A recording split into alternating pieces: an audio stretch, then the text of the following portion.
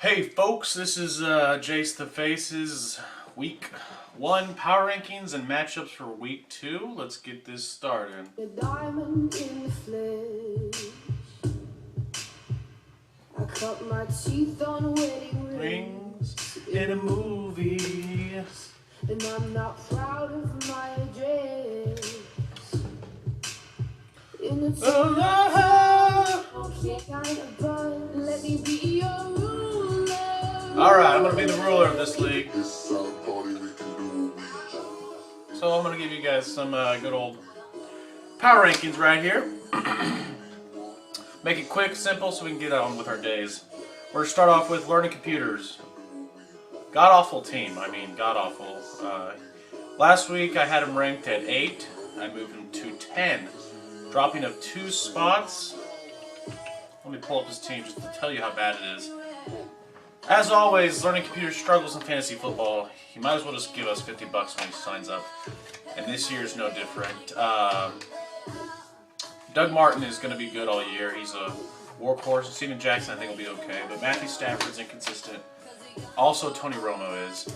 And then you look at his rest of his team. He has a guy named Cecil Shorts. So that automatically makes him number 10. So I'm sorry about that. And hopefully you make some moves. Not when I face you. Then we're going to move right up to number 9, Llama Drama. Last week I had him at 7. This week I have him at 9. Also, his team is just not very good.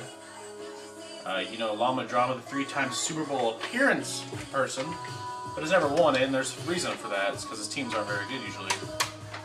Colin Kaepernick went off this week. Don't think he's going to go off that much every week, and Flacco did okay.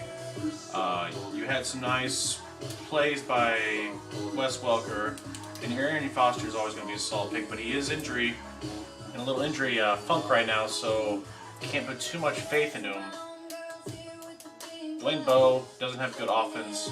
Roddy White's hurt. So your team, if they get a little more healthy, I think they're going to move up into the 5s and 6s. But right now, you're going to be sticking at 9. And, you can make moves. Then we're going to hop to rank number 8, Hooked on Tronics, Cass. I had you ranked at 5 preseason. You've dropped to 8. I think it's very viable. Your team, when you have Stephen Ridley, and in my rankings, I probably should even drop you worse after last night's game. Stephen Ridley looked awful. And it's really looking like he's going to be your bust of the year unless something happens. CJ Spiller had a bad week last week. He could easily turn that around. Aaron Rodgers played great. And the rest of your team is just mediocre. You're really banking on Stephen Ridley, as was I. I was hoping he would fall to me. He did not. I'm somewhat lucky that he didn't right now. His first 2 games out of the block are looking god-awful. Some people really high on him. You went with the gamble, and so far, not so good. We'll see. I don't know. New England looks like a terrible team right now. Tom Brady, I may be questioning right now. So, I'm not liking I'm not liking Stephen Ridley at all. That's why I put you at 8. It's really on Stephen Ridley alone. When the guy is supposed to get you 12 to 15 points a week and he's getting you 2 to 4, you're in trouble. Let's move right up the board to number 7. If I can read my handwriting, I think I put, Justin Barreto. Ranked 10th preseason, has moved up to 7. And he could even moved up a little more, but the way he played was amazing last week. Demaryius Thomas, big breaks. Tony Richardson played good. All of his team played good. He put up a lot of stats last week. And his team's projections look even better this week. But at the end of the day, I still don't like his team. Cam Newton and RG3 are injury prone. They're not going to last the whole season. Cam Newton had an off week last week. Your receiving core is very weak besides Demaryius Thomas. And your running back core is very weak as well. I still am not high on this team, but you played great. So I'm going to move you up to number 7. The biggest jump of the pre-rankings to regular rankings, I think my math is correct. Congratulations, Justin. Hopefully you keep climbing, but I don't know if you're going to. So now we're going to move to number 6. It's going to be Tim with, I don't even know his team's name, The Bank. The Bank. He drops the biggest drop from 3 from preseason to 6.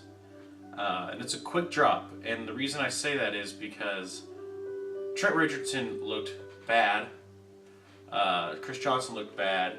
Darren McFadden, okay. Like, his three big boys did not look very good. Russell Wilson played bad. I don't think he's going to play that bad all year, but I still did not have very high stock in him.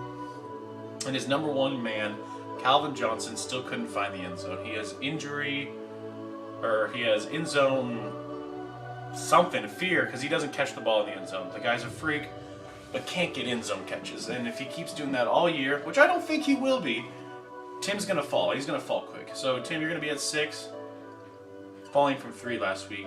I'm going to go with putting at 5 is going to be Pat Lugnut. He was my rank 4 preseason. He did lose this week to the one and only. But I think his team is very good. Maurice Jones-Drew is his real question mark. That god-awful team is just so bad that teams are just going to stack the box and they're going to be done. And I just don't think he's a very good pick. So I think that's your big weakling. Ray Rice did not play very good for you, but you had some big games from Matt Ryan. Your Michael Vick pick is good. I see this next week you have Michael Vick starting over Andrew Luck. I don't like that. I don't like it because I go with consistency over Michael Vick. Michael Vick can get you 30 points one week. The next week can get you 8. So I say Andrew Luck. The guy's a freak. The guy's the next Peyton Manning. He did great for you last week. Don't bench him. I wouldn't bench him. But you have, and I have to play with off what your roster is. So I'm going to go with 5. Not bad. Right in the meat of everything, but I did knock you down a bit. Then we're going to hop to number 4. Probably the biggest shock in my book was the way Barry McCockner played this week. Jumping all the way to 4 from 9. I had him real low. And I said this in my pre-rankings, his team is based on Eli Manning. Is Eli Manning going to come out and fling it around, get him 20, 25 points a week like he did 2 seasons ago, or get him 12 to 15 like he did last season? And the first weekend, he was flinging it around. He had big games by Breeze, Eli, Julio, Miles, Forte, Murray played pretty good. Jason Witten went off. Stevie Johnson got a touchdown. The guy put up points, and a lot of them. I was very surprised, but at the end of the day, it worked out for him, so I had to give him the rankings of top 4. The guy played great, and his team looks like it's going to be a contender. If Eli keeps playing the way he did, I'm scared of this team. He could easily be another Super Bowl. If he just keeps if he keeps healthy and Eli keeps playing the way he is. And you got the Manning Bowl this weekend, so it should be a lot of fun. Then we're going to hop to number 3. It's going to be myself, Tit on the Nip. I was pre-ranking season 6 to 3, so I bumped myself up pretty high. I really don't know why I did that. Maybe because I just love my team. Or love myself, more like it. Brady and Manning are, of course, who they are. And I really should have ranked myself lower after the fucking god-awful performance Tom Brady did last week. Or yesterday. Just god-awful. But I have a lot of questions marks that could literally make my team the worst team in the league. Dane Wilson got me negative points last week. T.Y. Hilton got me 0. James Jones got me 0. Des Bryant got me 2. My receiver core got me 2 points combined. And then at the end of the day, freaking Shane Vereen goes out for this pretty much the rest of the season. So my team took a big hit after they played a great week. Now Peyton Manning is not going to go off for 46 points every week, but I highly doubt Des Bryant, James Jones, and T.Y. Hilton combined for 2 points, and my running back will minus 2 points. Reggie Bush played great, Jimmy Graham played okay, and Vernon Davis played okay.